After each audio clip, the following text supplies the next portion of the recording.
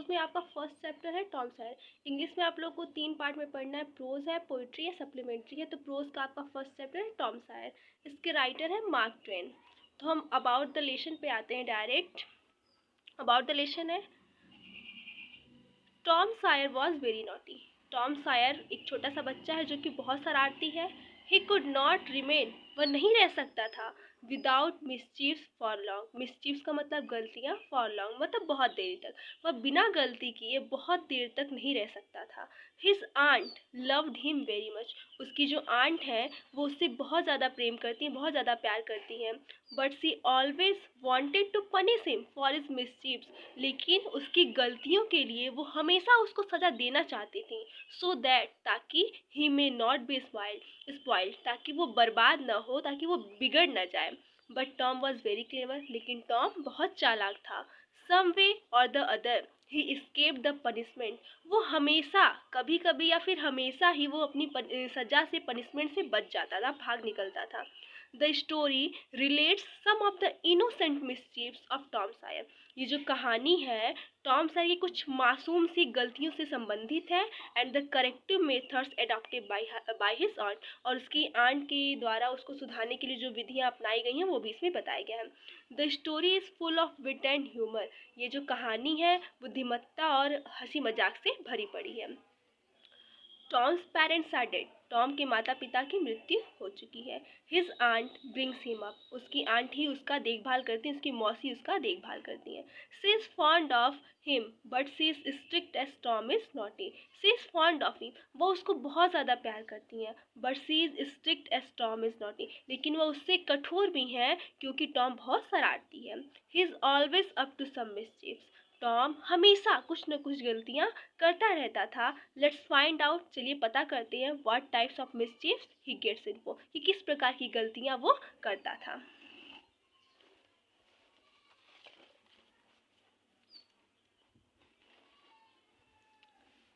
This is Tom Sawyer, मतलब first part है Tom. उसकी आंटी यानी कि उसकी मौसी उसको बुलाती हैं Tom, no answer, Tom no answer. Tom को बुलाती है, कोई जवाब नहीं आता। वो फिर बुलाती है, फिर भी कोई जवाब नहीं आता है। वेयर कैन बी ही, वो कहाँ हो सकता है। Aunt Polly asked herself. Aunt पोली खुद से पूछी कि वो कहाँ हो सकता है। He must be somewhere here, उसे यहीं कहीं होना चाहिए। She went to the door, वो दरवाजे के पास गई। Looked out into the garden, बागीचे में देखी। एंड देन शाउटेड अगेन, और तब वो दोबारा चिल्लाई, बुलाया टॉम टॉम, नो आंसर, लेकिन फिर भी कोई जवाब नहीं आता है। The old lady stood there thoughtfully, वह बूढ़ी औरत वहाँ खड़ी होकर सोचने लगी। सडनली, अचानक से, she heard a sound behind her, अचानक से वो एक आवाज अपने पीछे सुनी। सी टर्न राउंड क्विकली, क्विकली मतलब तेजी से, राउंड मतलब पीछे, सी टर्न मतलब मुड़ी। वो अपने पीछे तेजी से मुड़ी। There was Tom near the cupboard door, वहाँ टॉम कबोर्ड डोर के पास खड़ा था। There was jam all round his mouth, उसके मुंह में चारों ओर मुरब्बा लगा हुआ था, जैम लगा हुआ था। What have you been doing, तुम यहाँ क्या कर रहे हो।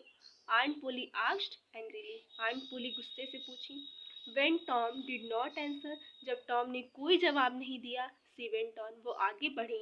You have been stealing the jam again, तुमने मुरब्बा फिर से चुराया। Don't tell me, यह मत कहना, मुझसे यह मत कहना, that you have not, कि तुमने यह नहीं किया है। Have not I told you, क्या मैंने तुम्हें नहीं बताया। Have not I told you, क्या मैंने तुम्हें नहीं बताया। 100 टाइम, 100 बार मैंने तुमसे यह नहीं कहा है कि to keep away from that cupboard, कि इस अलमारी से दूर रहा करो। वेयर इज माई स्टिक, मेरी छड़ी कहाँ है। आंट पोली टुक हर स्टिक, आंट पोली ने अपनी छड़ी उठाई। एंड रेज्ड इट हाई, और उसे हवा में ऊपर उठाया। सी वॉज, अब रेज्ड मतलब उठाना होता है। She was about to strike Tom hard, वह टॉम पर प्रहार करने ही वाली थी कि look behind you aunty, shouted Tom, Tom चिल्लाया। Look behind you aunty, aunty पीछे देखो। Aunt Polly looked behind her, aunt Polly पीछे देखी। दिस वॉज टॉम्स चांस, यह टॉम के लिए एक मौका था। He rushed out of the house, वह घर से बाहर भाग गया। He climbed over the fence, वो चार दीवारी पे चढ़ गया। फेंस का मतलब चार दीवारी। वो चार दीवारी पे चढ़ गया। Soon he was far away, और जल्द ही वो बहुत दूर निकल गया।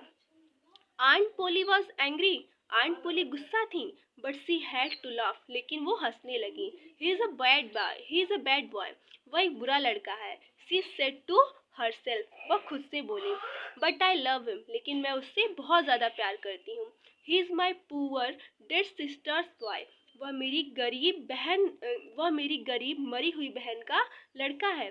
And I must look after him, और मुझे ही उसकी देखभाल करनी है।